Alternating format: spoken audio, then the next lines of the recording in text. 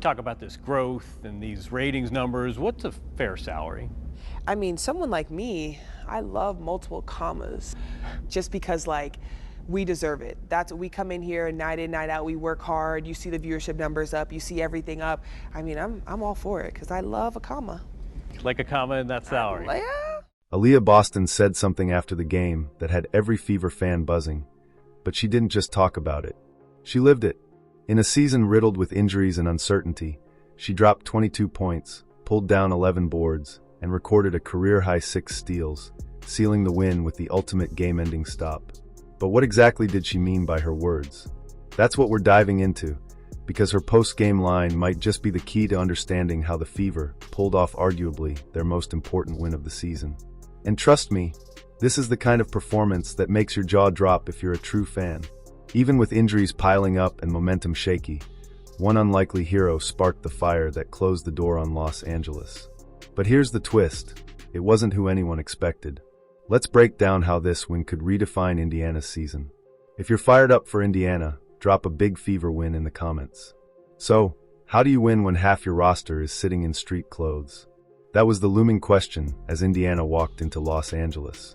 I feel like everyone talks about it. I'll see it on social media. They'll be like, Caitlin has so strong muscles, and don't tell her I said that either. don't even mention that. Yeah. But I think her strength, I mean, she gets in the paint and she's able to bully her way in and finish strong at the basket. I mean, everyone talks about, once again, her three-point shooting, and we've all seen her passing, but I think her ability to get downhill and really just stay on balance and score the ball, I think is going to be great this year, too. Caitlin Clark on the sidelines. Sophie Cunningham out. Sydney Carlson and Ari McDonald unavailable. 4 guards. For playmakers, for voices missing from the rotation. For most teams, that's a recipe for disaster in a game with playoff implications. But the Fever didn't have the luxury of surrender. They had nothing to lean on but grit, determination, and belief in whoever remained standing. Picture the challenge. A team that looks fragile on paper, 5 games left, forced to cobble together patchwork lineups. This wasn't about finding perfect rhythm anymore. It was about surviving every single possession. Whoever got minutes had to play beyond their normal role. I felt like the ball was moving offensively. It started really with our defense, though. Our attention to detail was better. It was better in the second half than it even was in the first half. Our activity level was really good. Our ability to finish plays, not give them multiple opportunities was really good, and that allowed us to get out in transition. Whoever touched the floor had to shoulder responsibility far beyond their stat line. And it wasn't just about the names on the injury list. This wasn't some random August matchup. The Sparks weren't just any opponent. They had beaten Indiana every single time this season. 3 matchups, 3 losses, each one more frustrating than the last. And the standings made it sting even more. Indiana was clinging to the 6th seed, while Los Angeles sat just 2 games back in 9th. That gap could evaporate in a heartbeat. After dropping 4 of the last 5 games, doubt had crept into conversations everywhere surrounding this team. Fever dub. I don't even have to say too much, but you know what is coming? Bow, bow, bow! Oh, it's a good one. I got to keep building, but that was a fun one for sure. Sir, good team win, baby. Were the Fever collapsing at the worst possible time? Here's the thing. This game felt different from tip-off. Style points didn't matter. Highlight reels weren't the goal.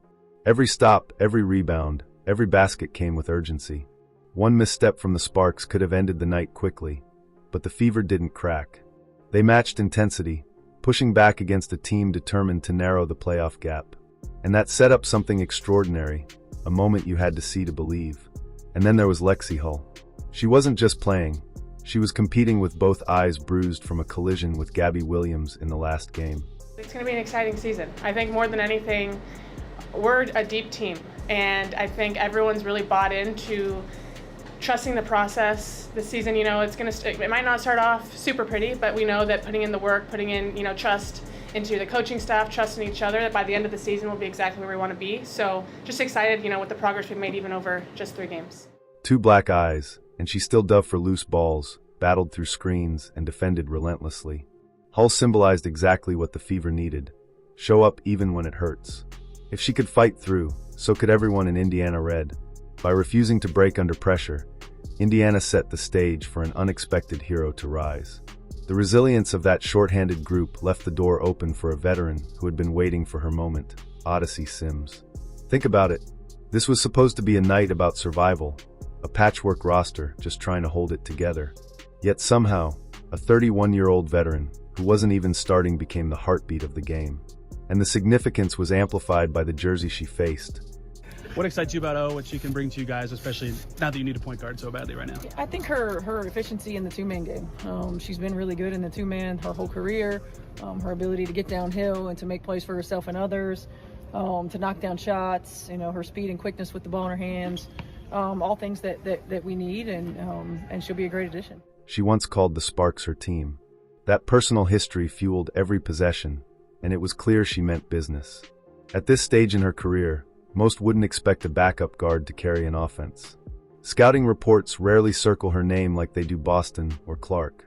But when Kelsey Mitchell couldn't find her rhythm, just 5 makes on 14 attempts, cracks could have opened everywhere. Instead, Sims became the answer. Calm, decisive, and fearless, she treated every possession like it mattered for her entire career. Her numbers tell part of the story, 21 points total. But it was the timing of each bucket that mattered. Calm under pressure, pushing tempo when Indiana needed it, then slowing the pace when Los Angeles threatened to swing momentum. Fever, we picked up Sims. She is a fast break point guard. She is a very fast moving point guard with good defense. I'm happy with the pickup. I don't know how fast she's going to be acclimated to the team. Hopefully this is the last game without Caitlin Clark. Hopefully. And then came the closing stretch. You had to see it to believe it. Deep in the fourth quarter, the ball kept finding her hands, drives through traffic, mid-range pull-ups, creating off the dribble. She wasn't making secondary plays. She was the primary release valve. The defining moment?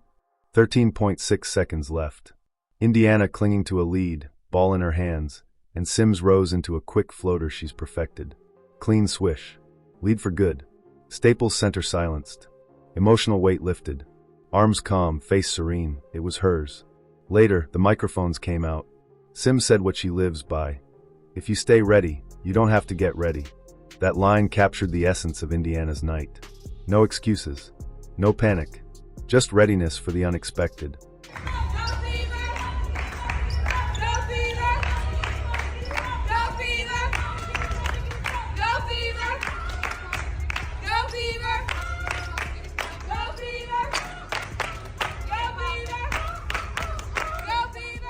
Because of Sims, the Fever walked out with more than a win. They walked out with proof that resilience isn't a talking point. And as strong as she wasn't alone. Aliyah Boston anchored the team, delivering a message that still has fans buzzing. All game long, Boston built to one final question.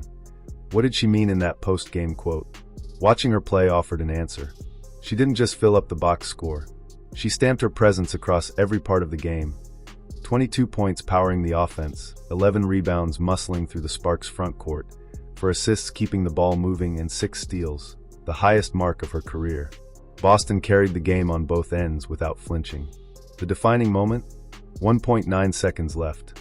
Los Angeles desperate for one final shot. Boston read the play perfectly, ripped the ball clean, ending it instantly.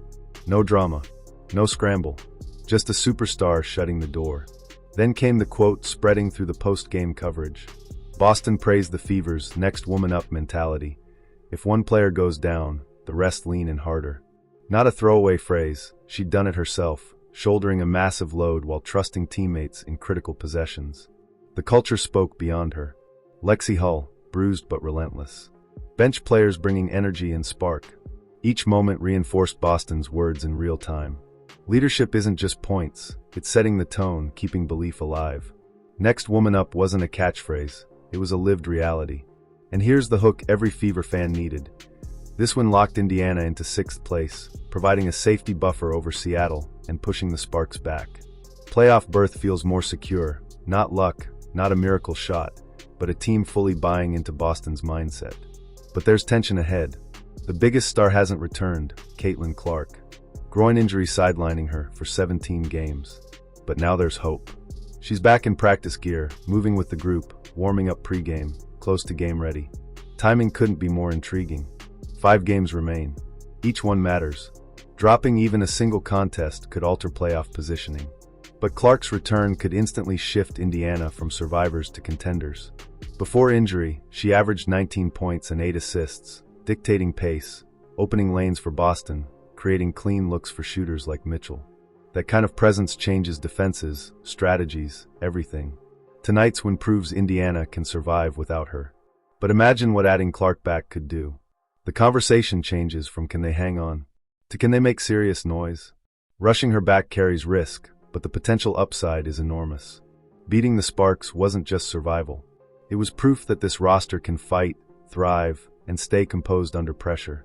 Every possession showed toughness. Every extra effort reminded fans, this team doesn't fold when it matters most.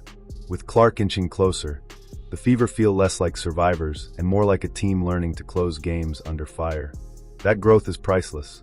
For fans, hope is alive, brighter than ever for 2025. A team that wins this way with so much resilience has only just begun. If you're fired up for Indiana, comment Big Fever win, hit like, subscribe to Unrivaled Sports Talk, and turn on notifications so you never miss a moment. Click the video on the screen, and we'll see you in the next one.